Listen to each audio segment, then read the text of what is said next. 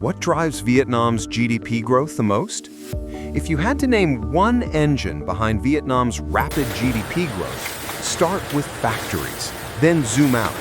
The core driver is FDI-led, export-oriented manufacturing, electronics, phones, semiconductor packaging, garments, and footwear built in industrial parks by global suppliers diversifying under a China Plus One strategy.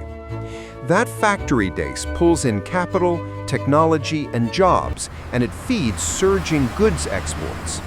Around it, services accelerate the flywheel: logistics, ports, finance, IT outsourcing, and a hard rebound in tourism, while retail and e-commerce rise, with urbanization and a growing middle class.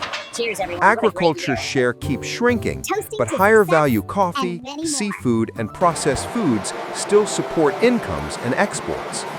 What makes the model stick is policy: macro stability, competitive labor costs, and deep trade deals, CPTPP, EVFTA, RCEP, plus relentless infrastructure build-out. Net-net, the biggest single driver is FDI-powered manufacturing amplified by modern services.